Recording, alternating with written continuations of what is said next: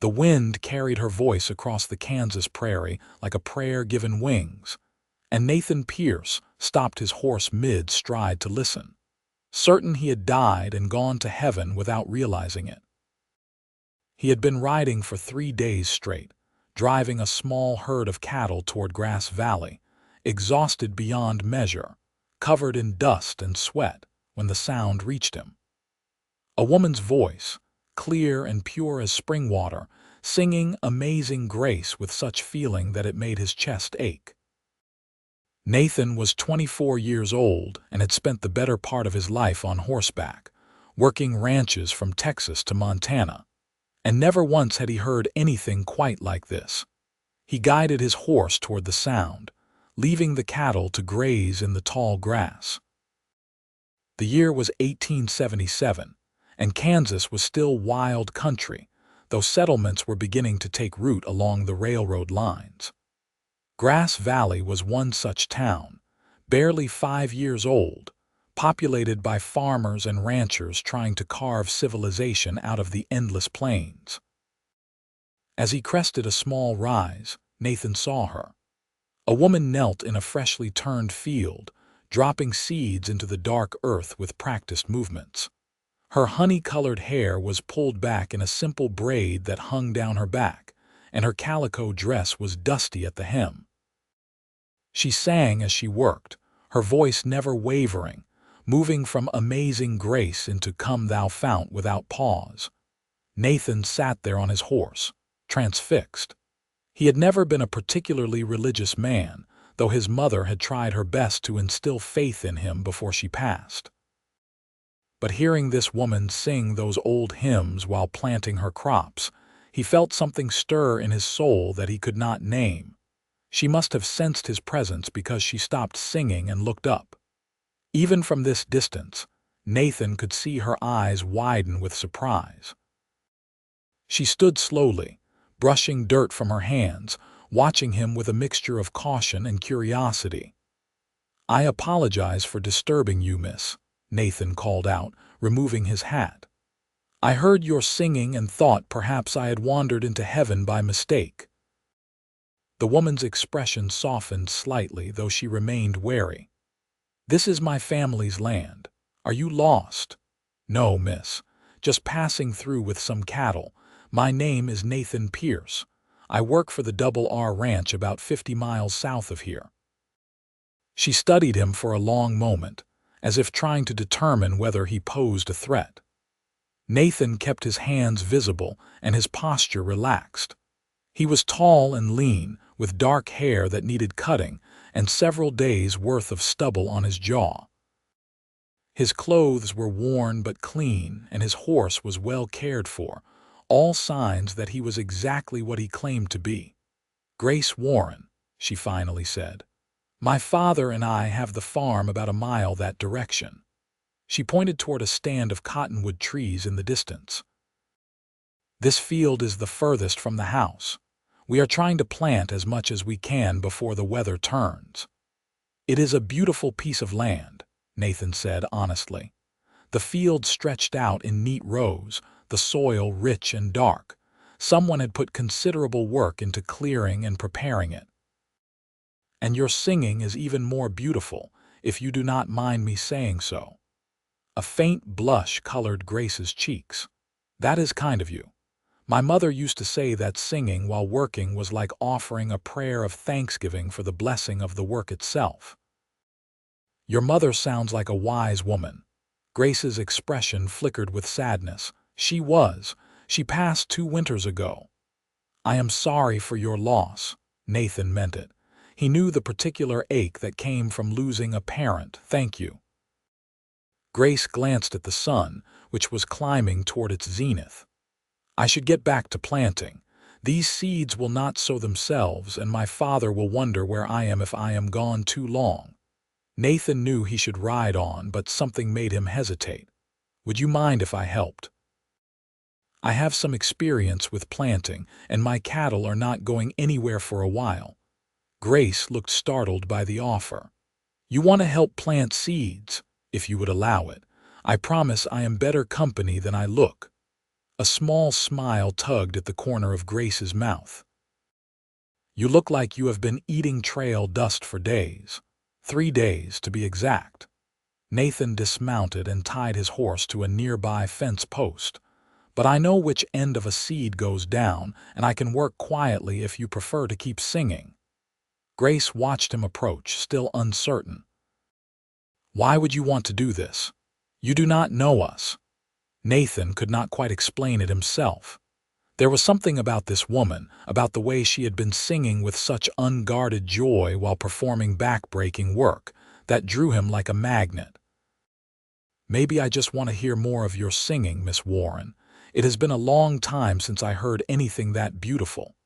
She studied his face for a moment, then nodded slowly. "All right, but if my father comes out here with his shotgun, you will have to do your own explaining." "Fair enough." Grace showed him how she wanted the seeds spaced and the depth they should be planted. Nathan fell into the rhythm easily, working alongside her. For several minutes they labored in silence. Then Grace began singing again, softer this time, a hymn Nathan did not recognize. Her voice washed over him like cool water on a hot day, and he found himself working in time with the melody. They planted for over an hour before Grace paused to rest, wiping her forehead with the back of her hand. "You are a good worker, Mr. Pierce." "Nathan, please." "And I could say the same about you. This is hard work for anyone, let alone doing it alone. My father has his hands full with the other fields and the animals. We lost our hired man last month. He decided to try his luck with the railroad instead." Grace sat down in the shade of the wagon that held the seed bags. "We manage, though." Nathan sat a respectful distance away, pulling out his canteen. He took a drink, then offered it to Grace. She hesitated, then accepted it with a small nod of thanks. "How long have you been here?" Nathan asked. "In Kansas, I mean." 5 years this spring. My father wanted to try farming after the war. He was a soldier, and when he came back, he said he had seen enough of fighting and killing. He wanted to grow things instead. Grace's voice was soft with affection. "Mother supported him, even though it meant leaving Missouri and everything we knew." "That takes courage, or foolishness," Grace smiled. "Sometimes I think they are the same thing." Nathan laughed, surprised by her wit. "I think you might be right about that." They talked as they rested, small exchanges that felt larger than they were. Nathan learned that Grace was 22 years old, that she had learned all those hymns from her mother, who had been the daughter of a preacher. Grace learned that Nathan had been orphaned at 16 and had been working ranches ever since, that he had no siblings and no real home to speak of. "That sounds lonely," Grace said quietly. "Sometimes it is," Nathan admitted, "but there is freedom in it too. I can go wherever the work takes me, see new places, and never put down roots." "And never put down roots," Nathan echoed, hearing the words differently when she said them. When they returned to planting, Nathan found himself watching Grace from the corner of his eye.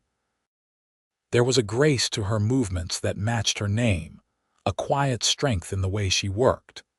She was not classically beautiful in the way of the saloon girls or the fancy ladies in town, but there was something luminous about her, something that made it hard to look away. The sun was beginning its descent toward the western horizon when a voice called out across the field. "Grace, Grace, where are you?" Grace straightened immediately. "That is my father." She called back, "Over here, Papa, in the far field." A man appeared on horseback, riding toward them at a gallop. He was in his mid-40s, Nathan guessed, with gray streaking his brown hair and beard. His face was weathered and lined, but his eyes were sharp as he took in the scene before him, his daughter and a strange man working his field together. "Who is this?" The question was directed at Grace, but the man's eyes never left Nathan. Nathan stood, brushing dirt from his hands. "Nathan Pierce, sir. I was passing through with some cattle and heard your daughter singing. I offered to help with the planting and she was kind enough to accept. George Warren. The man dismounted but did not offer his hand. What are your intentions here, Mr. Pierce? Papa. Grace's face flushed with embarrassment. He was just being helpful. I am asking him, not you. George's voice was firm but not unkind. He turned his attention back to Nathan. Well, Nathan met the older man's gaze steadily. My only intention was to help, sir. Your daughter has been working hard and I had the time to spare, nothing more than that. George studied him for a long moment, then seemed to relax slightly. You do good work. These rows are straight and even. Thank you, sir. You say you have cattle nearby? Yes, sir. A small herd about 3 miles back. I am driving them to Grass Valley for the Double R Ranch. The Double R, George nodded. I know Robert Russell, good man. If you work for him, that speaks well of you. He paused. It will be dark soon. You are welcome to stay for supper and bed down in the barn if you like. It is not much, but it is better than sleeping on the prairie. Nathan glanced at Grace, who was watching her father with surprise. I would not want to impose. It is not an imposition if it is offered, George said. Besides, any man willing to help plant seeds when he does not have to is either a fool or a good soul, and I am inclined to think you are the latter. Grace smiled, and Nathan felt something warm bloom in his chest. Then I accept with gratitude. They finished the last of the planting as the sky turned gold and pink. Grace sang as they worked, and Nathan noticed George watching his daughter with a tender expression, as if hearing something in her voice that brought back memories. When the final seed was in the ground, they gathered the tools and began the walk back to the Warren farm. The house was small but well built, with a stone foundation and a good roof. There was a barn, a chicken coop, a garden plot, and several other outbuildings. Everything was neat and orderly, showing the care that went into maintaining it. Nathan tended to his horse first, making sure the animal was fed and watered before joining the Warrens in the house.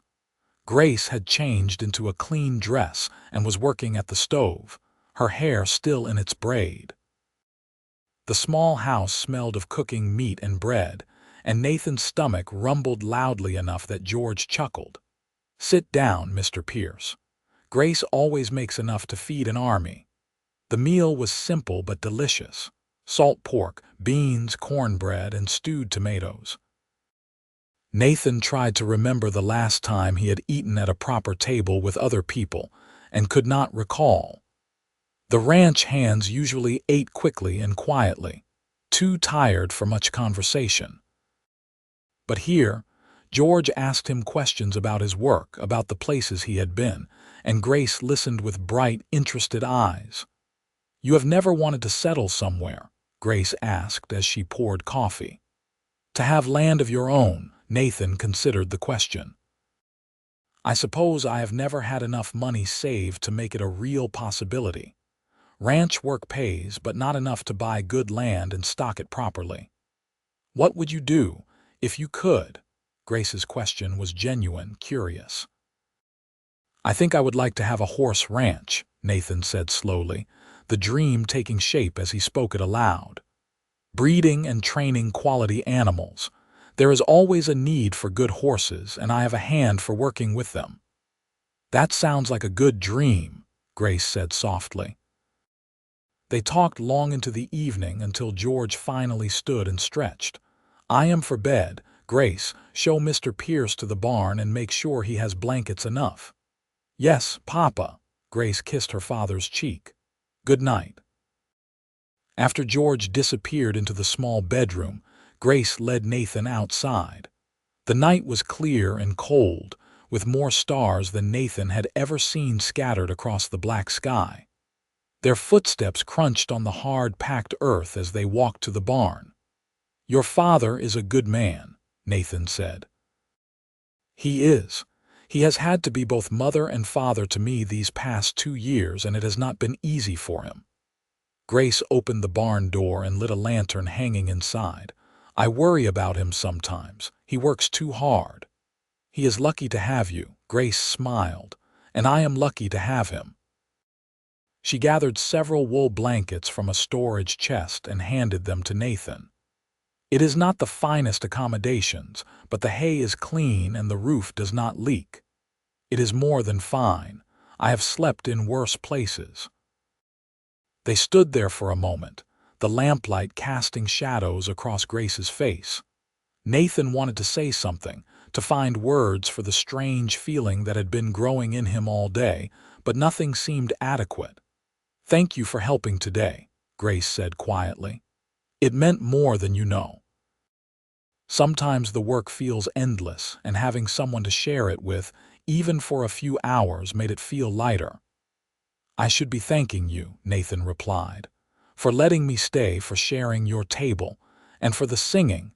I meant what I said earlier. It truly was like heaven on earth, hearing your voice while you worked." Grace's eyes shimmered in the lamplight. "You are a kind man, Nathan Pierce. I hope your cattle drive goes well and that you find your horse ranch someday. And I hope your crops grow tall and strong." Grace lingered for another moment, then turned toward the door. "Good night, Nathan." "Good night, Grace." He watched her walk back to the house, her figure growing smaller in the darkness. When she disappeared inside, Nathan made his bed in the hay and lay down, but sleep would not come easily. He kept seeing Grace's face, hearing her voice, feeling the strange pull he had experienced from the moment he first heard her singing. He told himself he was being foolish. He would leave in the morning and likely never see her again. His life was on the trail, moving from place to place, and she had roots here in Kansas with her father. There was no point in letting his imagination run wild with possibilities that could never be. But as he finally drifted off to sleep, it was Grace's voice he heard in his dreams, singing hymns over fields of grain that stretched to the horizon. Nathan woke before dawn, as was his habit. He fed and saddled his horse, then stood in the barn doorway watching the sky lighten from black to deep blue to pale gold. He should go, he knew. His cattle were waiting, and he had a job to finish.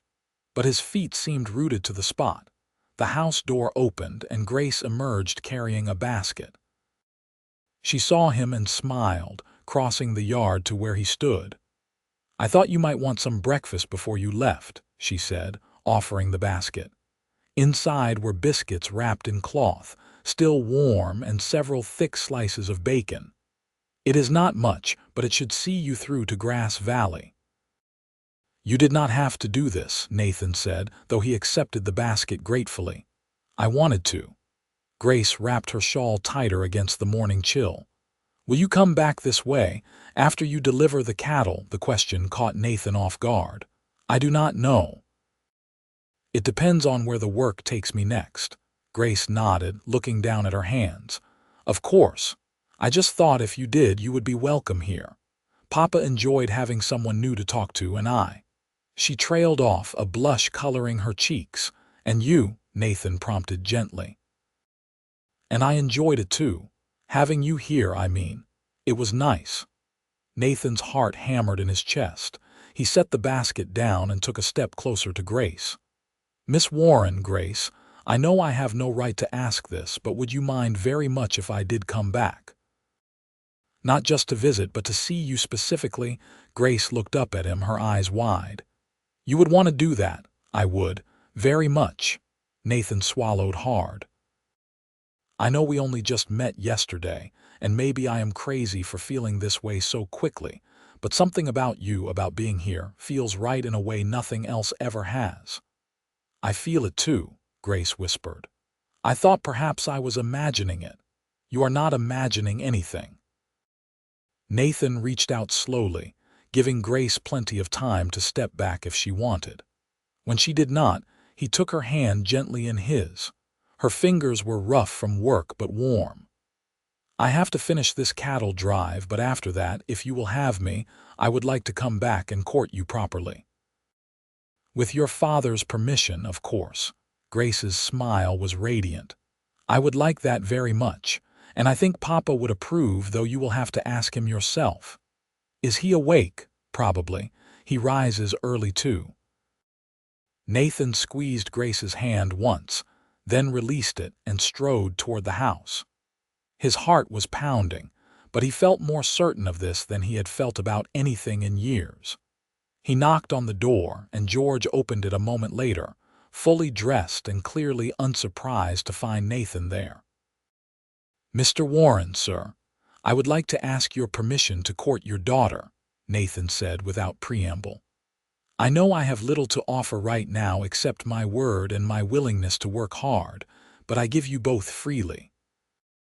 George looked past Nathan to where Grace stood by the barn, watching anxiously. Then he turned his attention back to Nathan, studying him carefully. "You are serious about this," George said. "It was not a question." "Yes, sir. More serious than I have ever been about anything." "You have known her less than a day." "I know, sir. And if you think I am being hasty or foolish, I will respect that. But I also know what I feel, and I know I want the chance to prove myself worthy of your daughter." George was quiet for a long moment. Then he said, "My wife used to say that when something is right, you feel it in your bones. She knew she would marry me the first day we met, though I was too thick-headed to realize it for another month." He smiled slightly. "Grace is much like her mother in that way. If she wants this, then I will not stand in the way, but I will hold you to your word, Mr. Pierce. If you hurt my daughter, there is nowhere you can go that I will not find you. You will never have cause to come looking, sir. I swear it. Then you have my permission. But prove yourself with actions, not just words." "I will, sir. Thank you." Nathan practically ran back to where Grace was waiting. When he reached her, he picked her up and spun her around, both of them laughing. When he set her down, they stood close together, grinning like fools. "He said yes," Nathan said unnecessarily. "I heard." Grace's eyes sparkled with joy. "So you will come back?" "As fast as I can. I will deliver these cattle, collect my pay, and ride straight back here. It should not take more than a week, maybe 10 days at most. I will be here." Singing and planting. Grace reached up and touched Nathan's cheek, a brief, tender gesture. "Ride safely, Nathan Pierce." "I will. For you, I will." Nathan forced himself to mount his horse and ride away, though every instinct screamed at him to stay. He looked back twice and saw Grace standing in the yard, watching him go.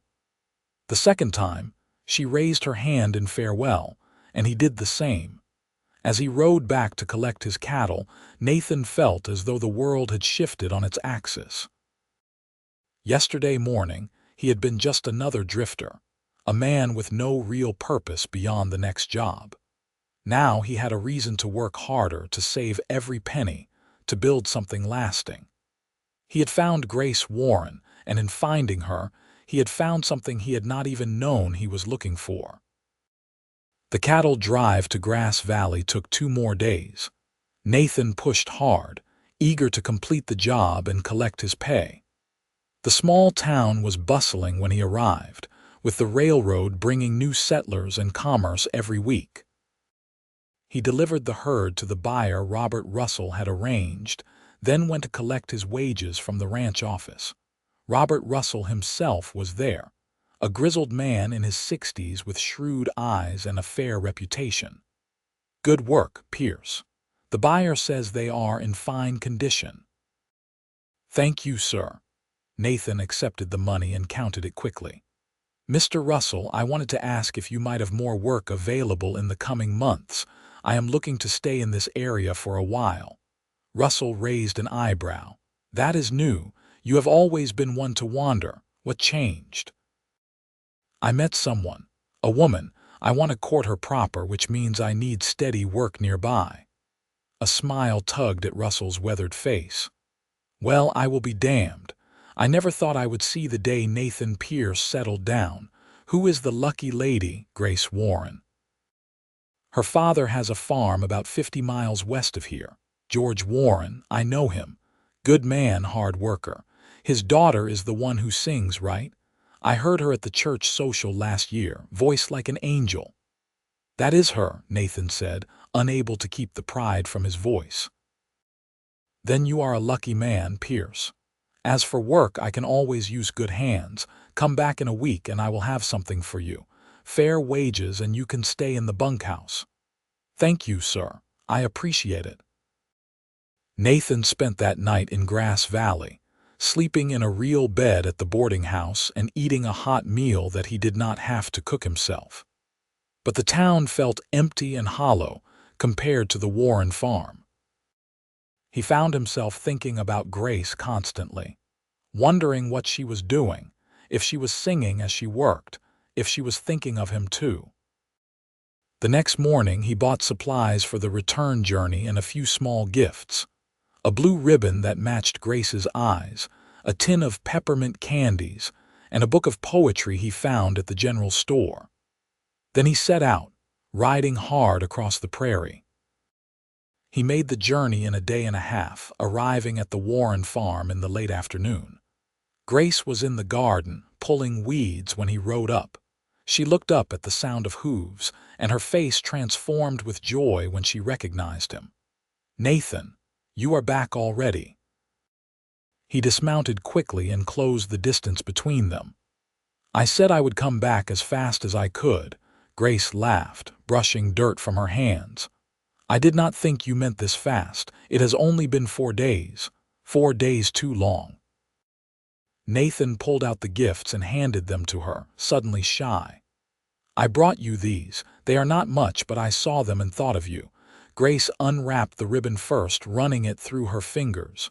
It is beautiful. Then the candies, which made her smile. My favorite. Finally, the book. She opened it carefully and read the title. Poems by Henry Wadsworth Longfellow. Oh, Nathan, this is wonderful. I remember you saying your mother liked poetry, Nathan said. I thought you might enjoy it too. Grace looked up at him with shining eyes. This is the kindest thing anyone has ever done for me.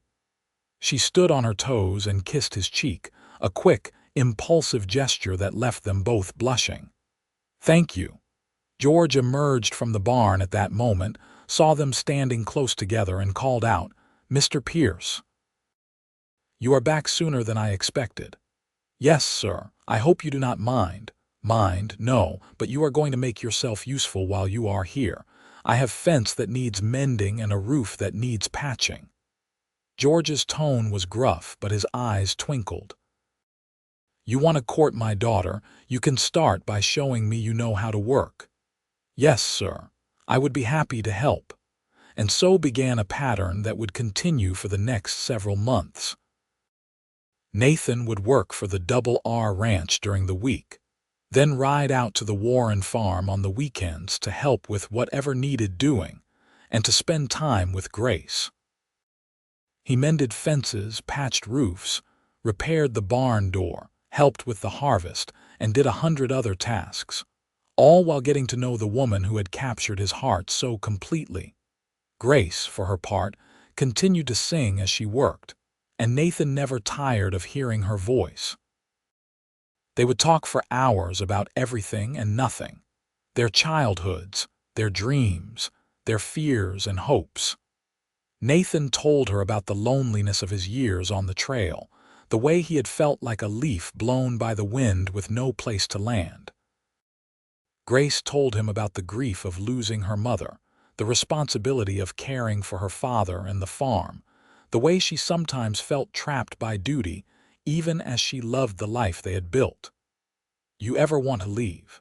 Nathan asked one evening as they sat on the porch watching the sunset. To see other places, have adventures, Grace considered the question carefully. Sometimes I wonder what else is out there, but mostly I feel content here. This land, this life, it is hard, but it is also good. I have always believed that home is not a place, but rather the people you love and who love you back. As long as I have that, I do not need to wander. Nathan reached for her hand. You are wiser than I am. I spent years wandering, looking for something I could not name, never realizing that what I was searching for was not a place at all. And what was it? Grace asked softly. You, a home, belonging. Nathan turned to face her fully. Grace, I know it has only been a few months, but I am more certain of this than I have ever been of anything. I love you. I want to build a life with you, to wake up beside you every morning and fall asleep with you every night. I want to hear you sing while you work and to work beside you. I want to be your husband and to make you happy for as long as I live. Grace's eyes filled with tears, but she was smiling. I love you too, Nathan. I think I loved you from that first day when you sat in my field and helped me plant seeds even though you had no reason to. You saw me truly, saw the person I am, and you valued that.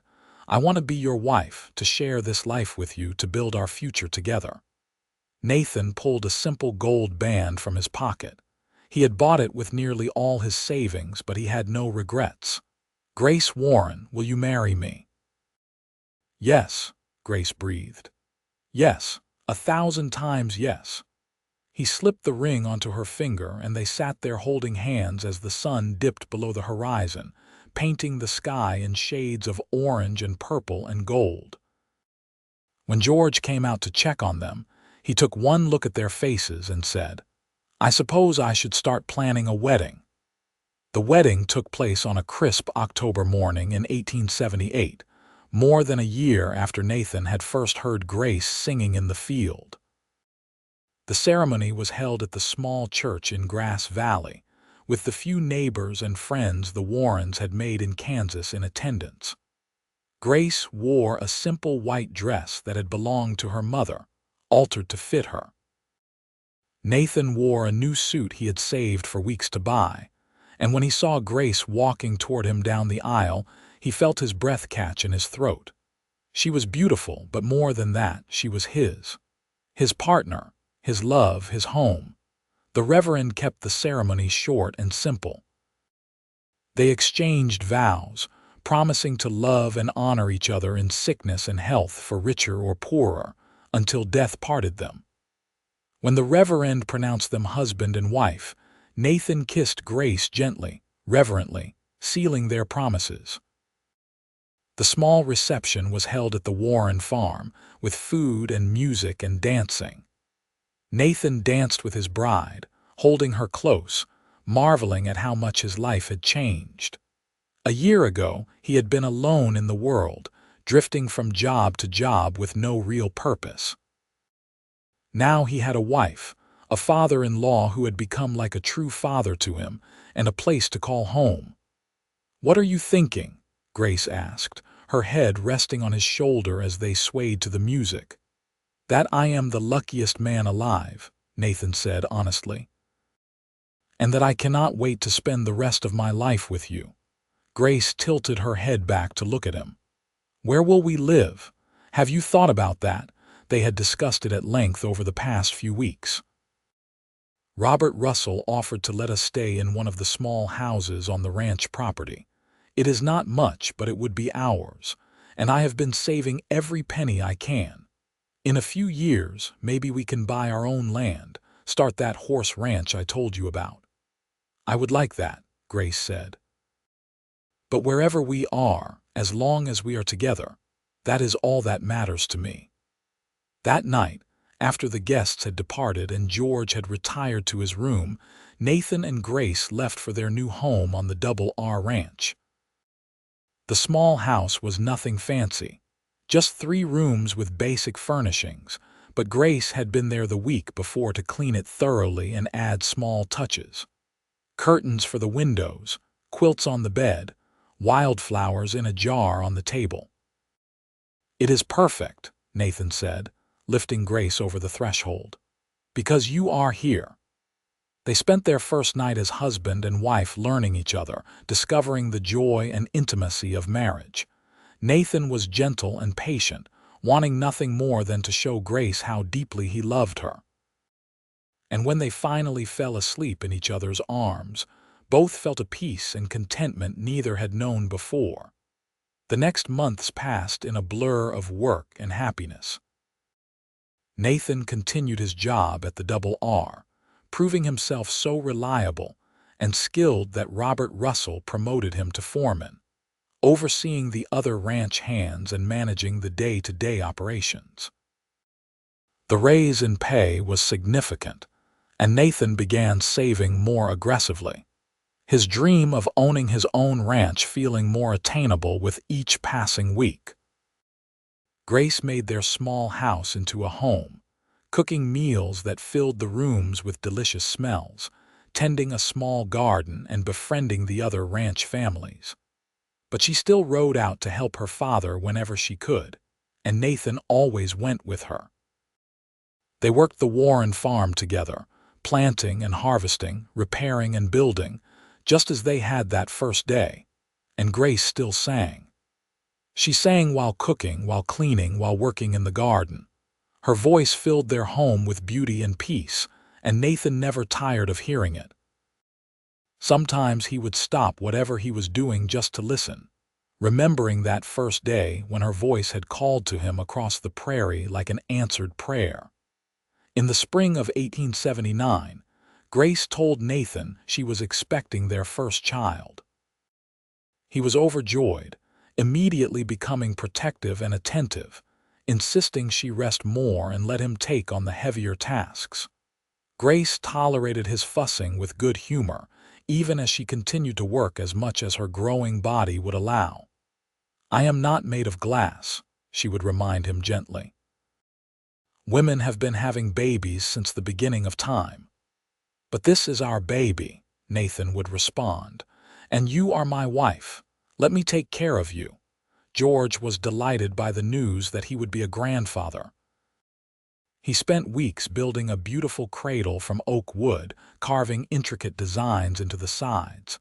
When he presented it to Nathan and Grace, there were tears in his eyes. "Your mother would have loved this," he told Grace, his voice rough with emotion. "She always wanted grandchildren to spoil." The baby came in late November, a healthy boy with dark hair like his father and his mother's clear blue eyes. They named him James, after Nathan's father, and from the moment Nathan held his son for the first time, he felt his world shift yet again. The love he felt for this tiny, perfect human being was overwhelming, as fierce and sudden as the love he had felt for Grace that first day. Grace proved to be a natural mother, patient and tender, even when exhausted. She sang lullabies to James as she rocked him, the same hymns she had sung while planting crops, and Nathan would sit and watch them, his heart so full it ached. "What are you thinking?" Grace asked one evening, catching him staring at her and the baby. "That I never knew I could be this happy," Nathan said honestly. "That I never knew what I was missing until I found you." "We found each other," Grace corrected gently, "and now we have found him." She looked down at James, who was sleeping peacefully in her arms. "We are so blessed, Nathan." "We are," he agreed, "more than I ever deserved." The years that followed were full and rich. Nathan continued to save money, and in 1881 he and Grace bought their own land about 10 miles from Grass Valley. It was not large, only 160 acres, but it had good water, decent grazing, and enough flat land to build on. Nathan built their house himself with help from George and some of the men from the Double R Ranch. It was simple but sturdy, with 3 bedrooms, a large kitchen, and a wide front porch. They started small with the horse breeding, buying 2 good mares and a quality stallion. Nathan had a gift for training horses, a patience and understanding that the animals responded to. Word spread quickly about the quality of his stock, and soon he had more business than he could handle alone. In 1882, Grace gave birth to their second child, a daughter they named Clara after Grace's mother. She had her mother's honey-colored hair and her father's determined spirit, and she kept them both busy from the moment she learned to crawl. James, who was 3 by then, took his role as big brother seriously, always watching over his little sister and running to get his parents if she cried. George sold his farm in 1883 and moved in with Nathan and Grace, taking one of the bedrooms and helping with the ranch work. He was getting older and could not manage the farm alone anymore, and both Nathan and Grace were glad to have him close. He was a wonderful grandfather, patient and loving with the children, and his experience and wisdom proved invaluable as they built their horse breeding business. In 1885, their third child was born, another boy they named Thomas. He was quieter than his siblings but just as loved, with a thoughtful nature that reminded Nathan of Grace. Their house was full of noise and laughter and life, everything Nathan had never known he wanted. Grace still sang, her voice as pure and beautiful as the day Nathan had first heard it. She sang as she cooked and cleaned, as she worked in the garden, as she cared for the children. And sometimes, on warm summer evenings, Nathan would sit on the porch with his family and listen as Grace sang hymns while the sun set over their land, turning the sky to gold. "You were right, you know," Nathan said to her one evening after the children had been put to bed. They were sitting on the porch swing, Grace's head resting on his shoulder, watching the stars come out. "About what?" Grace asked. "About home. About it being the people you love, not a place." Nathan kissed the top of her head. "I spent so many years wandering, always moving, never settling. I thought I was searching for the perfect place, the perfect job, the perfect piece of land. But what I was really searching for was you. You are my home, Grace. You always have been, from the moment I heard you singing." Grace lifted her head to look at him, her eyes shining with love. "And you are mine. You rode into my life that day and everything changed. I was content before, but I was not truly happy. Not like this. You gave me a life I did not even know I could have." They sat in comfortable silence for a while, just being together. In the distance, they could hear the horses moving in the pasture, the soft sounds of the Kansas night. Their land, their home, their life together. "Do you remember what I was singing that day?" Grace asked suddenly. "The first day when you heard me in the field, amazing Grace," Nathan said immediately. "How could I forget?" Grace smiled. "I was singing it because I felt grateful. Grateful for the land, for my father, for the work even though it was hard. I was thanking God for what I had, never imagining that something even better was about to ride over that hill." She reached for Nathan's hand. "But he knew. He knew you were coming, knew what we would mean to each other." "I am not sure God had much to do with it," Nathan said, though without any real conviction. He had never been particularly religious, but being with Grace had softened his skepticism. "Maybe I was just lucky. Or maybe it was grace," she said, squeezing his hand. "The amazing, undeserved kind that the hymn talks about. The kind that finds us even when we are not looking for it." Nathan pulled her close, breathing in the familiar scent of her hair. "Maybe you are right. I certainly did not deserve you, but I am grateful every day that I found you anyway." The years continued to pass, each one bringing new challenges and joys. The ranch grew and prospered, their reputation for quality horses spreading throughout Kansas and beyond. Nathan hired several hands to help with the work, good men who respected him and were loyal to the family. George remained healthy and active well into his 60s, a constant presence in his grandchildren's lives. James grew into a responsible young man, learning everything he could about horse breeding and ranch management from his father. He had Nathan's quiet strength and Grace's kindness, and everyone who met him agreed he would make a fine rancher someday. Clara was spirited and independent, able to ride better than most boys her age and unafraid of hard work. Thomas was the scholar of the family, always reading, always asking questions, fascinated by the world beyond their ranch. In 1890, Grace gave birth to their fourth child, a daughter they named Rose. She was unexpected, arriving when Grace was 35 and they had thought their family was complete. But she was welcomed with joy, a sweet-natured child who seemed to embody the love that had built their family. George passed away peacefully in his sleep in 1892, at the age of 68. His death was a tremendous loss, but it was softened by the knowledge that he had lived to see his daughter happily married, his grandchildren growing strong and healthy, and the farm he had started flourishing beyond anything he had dreamed. They buried him next to Grace's mother in the small cemetery outside Grass Valley, and Grace sang Amazing Grace at his funeral, her voice breaking only once.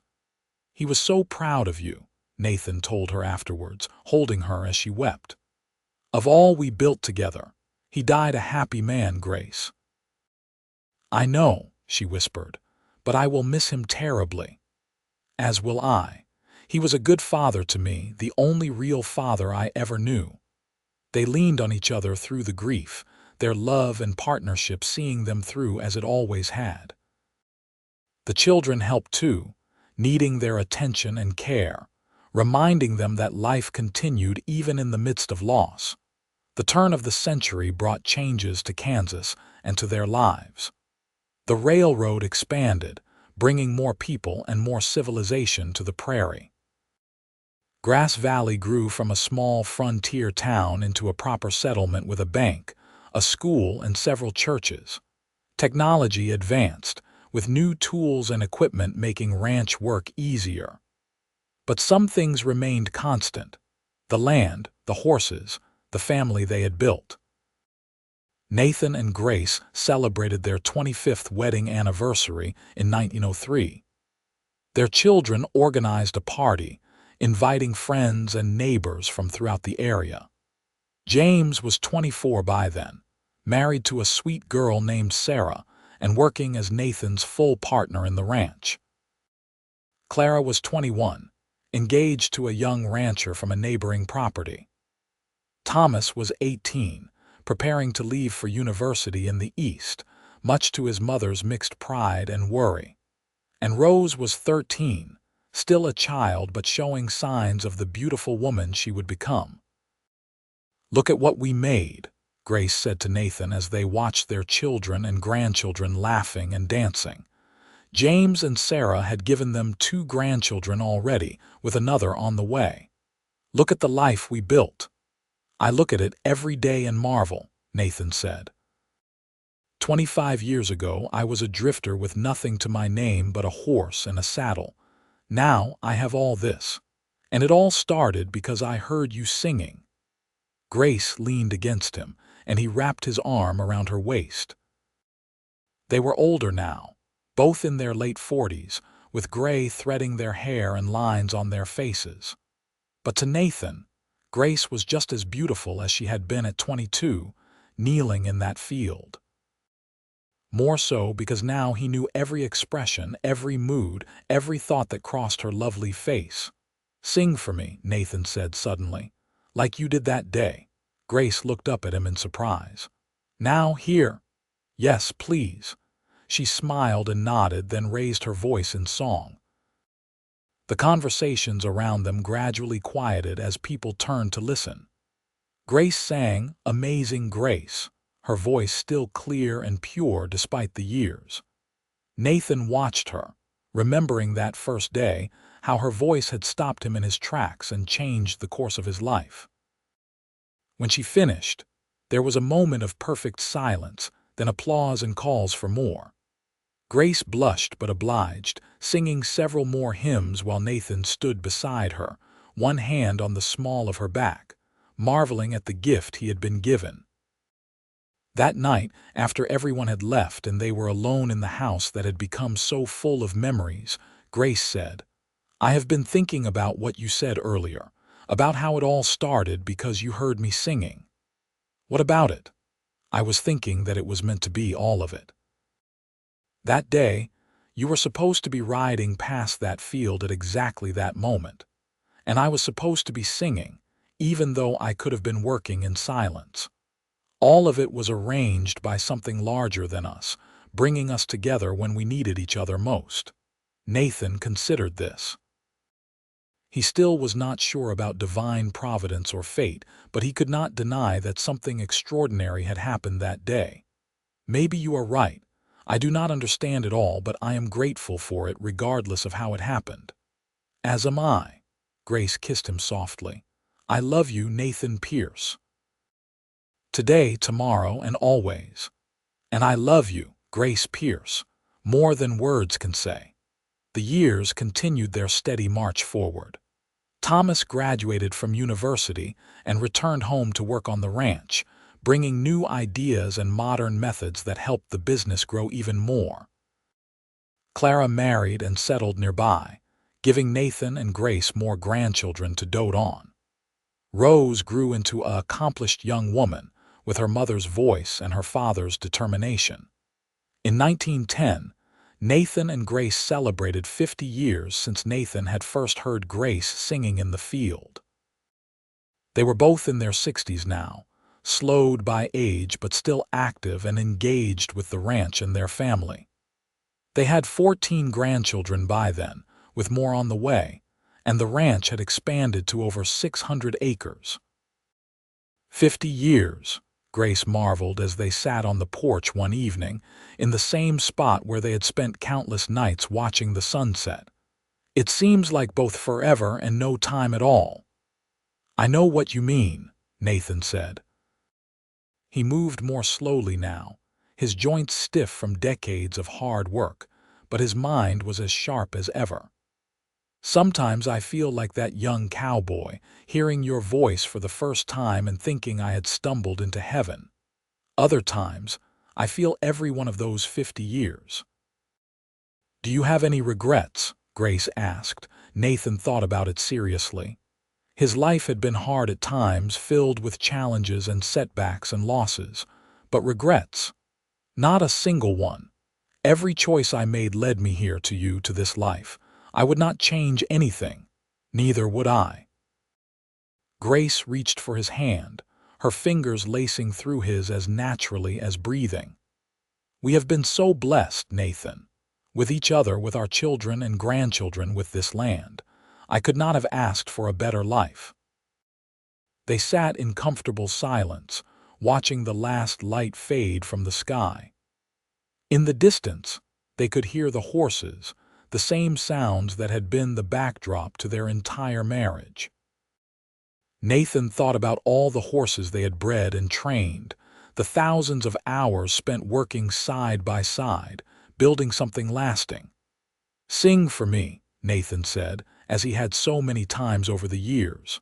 One more time. Grace smiled, and her voice rose into the evening air, singing Amazing Grace as she had that first day so many decades ago. Her voice was not as strong as it had been, roughened by age, but to Nathan it was still the most beautiful sound in the world. It still had the power to move him, to remind him of that moment when his entire life had changed. When she finished, Nathan squeezed her hand. Heaven on earth, he murmured. That is what I thought when I first heard you, and I was right. You gave me heaven on earth, Grace. We gave it to each other, Grace corrected gently, as she always did. They remained on the porch long into the night, two people who had found each other against all odds and built a life that exceeded anything either had dreamed possible. The stars came out above them, the same stars that had witnessed their beginning, their middle, and now their twilight years. Nathan and Grace continued on together, partners in all things, for many more years. They saw their children's children grow up and start families of their own. They celebrated anniversaries and birthdays, mourned losses and rejoiced in new beginnings. Through it all, they had each other, just as they had promised on that October morning in 1878. Grace sang less as the years went on, her voice finally failing as her body grew frail. But Nathan would often hear her humming those old hymns as she worked in her garden or sat in her rocking chair. And sometimes, On quiet evenings, she would sing softly just for him, her voice thin and wavering but still able to transport him back to that day in the field. Nathan passed away first in 1915 at the age of 62. He died peacefully in his sleep, with Grace beside him holding his hand. His last words were, "Thank you for the music." Grace knew he meant more than just her singing. He meant the music of their life together, the harmony they had created, the beautiful song their marriage had been. Grace followed him 2 years later, on a spring morning not unlike the one when they had first met. She died in the same bed where she had slept beside Nathan for nearly 40 years, surrounded by her children and grandchildren. Her last act was to begin singing Amazing Grace, though she only got through the first verse before her voice failed and she slipped away. They buried her next to Nathan in the cemetery outside Grass Valley, under a cottonwood tree that had been planted the year they married. The funeral was large, with family and friends coming from all over Kansas and beyond to pay their respects. And when they lowered her coffin into the ground, the entire congregation sang Amazing Grace in honor of the woman who had brought so much beauty into the world with her voice. The ranch stayed in the family, passed down through James to his children and grandchildren. The house Nathan built still stands, carefully maintained by those who came after. And sometimes, on quiet evenings when the wind blows just right across the prairie, people swear they can hear a woman's voice singing hymns, carried on the breeze like a prayer. The story of Nathan and Grace became legend in Grass Valley and the surrounding area. People told their children and grandchildren about the cowboy who heard a woman singing in a field and knew he had found heaven on earth, about how that chance encounter led to one of the greatest love stories the Kansas prairie had ever known. It became a reminder that sometimes the most extraordinary things begin with a simple moment. A voice carried on the wind, a choice to stop and listen, a willingness to follow your heart even when it does not make logical sense. Their descendants prospered, generation after generation, always remembering the couple who had started it all. The ranch grew and changed with the times, adapting to new technologies and methods, but the core remained the same, a commitment to quality, to hard work, to family, and to the land. In 1977, on the 100th anniversary of when Nathan first heard Grace singing, the family organized a reunion at the ranch. Over 200 descendants of Nathan and Grace Pierce gathered to celebrate the legacy of love and hard work that had been passed down to them. They toured the ranch, saw the original house that Nathan had built, visited the graves of their ancestors, and heard stories about the man and woman who had created such an enduring heritage. At sunset, they all gathered on the front porch where Nathan and Grace had spent so many evenings together. The oldest granddaughter, now in her 80s herself, stood before them and told the story one more time, making sure the youngest generation understood where they came from. "It started with a song," she said, her voice carrying over the assembled crowd. "Your great-great-grandfather was riding across the prairie when he heard your great-great-grandmother singing in a field. He said later that he thought he had died and gone to heaven without realizing it. And in a way, he was right. He found his heaven on earth that day, and he spent the rest of his life grateful for it." She paused, looking out at all the faces before her, seeing traces of Nathan and Grace in every one of them. "They taught us that love is not just a feeling, but a choice you make every day. A choice to work hard, to support each other, to build something lasting together. They taught us to be grateful for what we have and to never take for granted the blessings in our lives. And they taught us that sometimes the most beautiful things in life come when we stop and listen, really listen, to the world around us." Then she began to sing Amazing Grace, and one by one, everyone joined in. 200 voices rose into the evening air, singing the hymn that had brought Nathan and Grace together so many years before.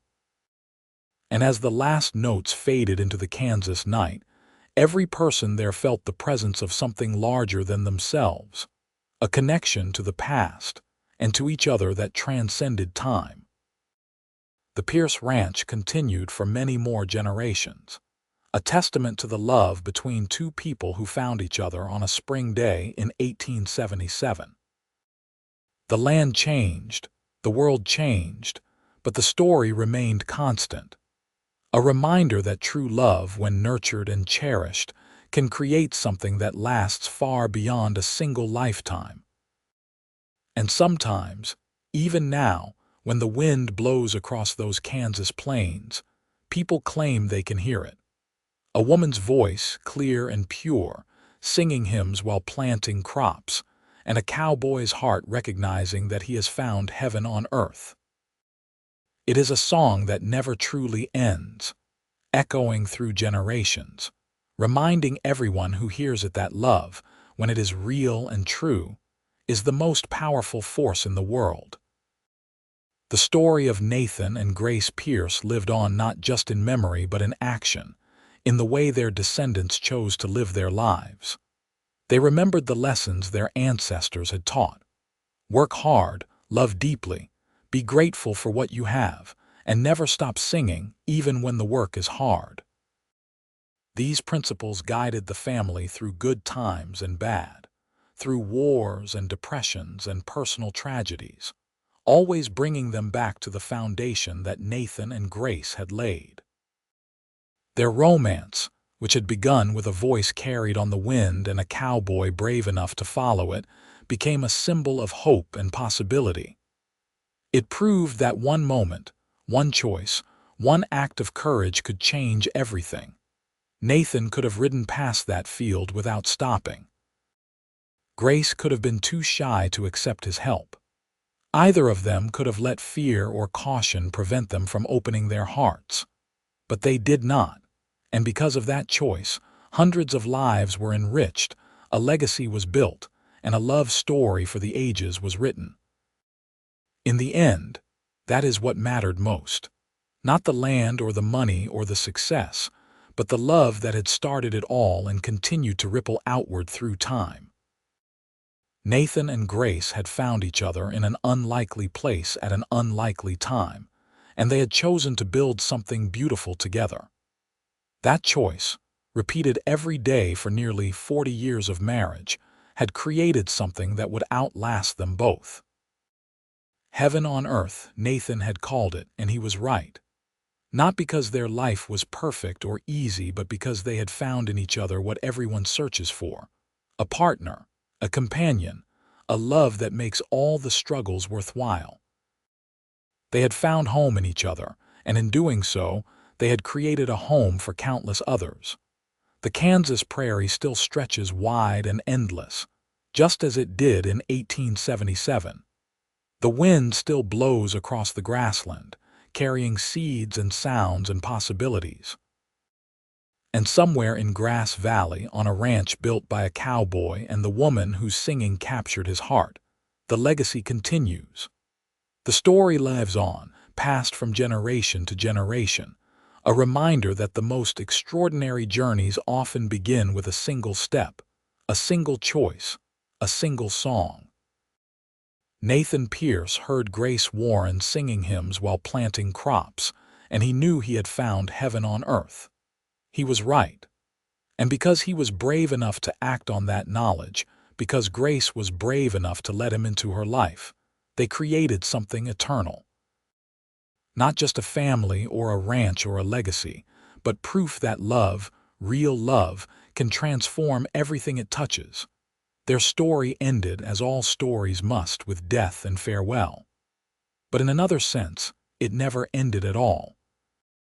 It continued in every child born to their descendants, in every crop planted on their land, in every song sung on those Kansas plains. It continued in the values they instilled and the example they set, in the way they loved each other so completely that everyone who knew them could not help but be changed by it.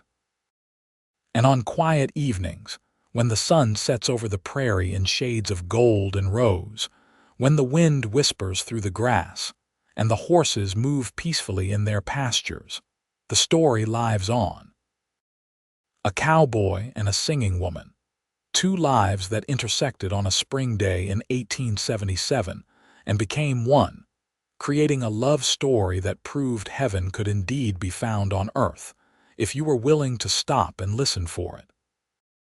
That was the true gift Nathan and Grace gave to the world, not just their descendants or their ranch or their success, but the example of their love. They showed that happiness is not found in wandering or searching or always looking for something better, but in recognizing the extraordinary in the ordinary, in valuing what you have, in choosing love every single day.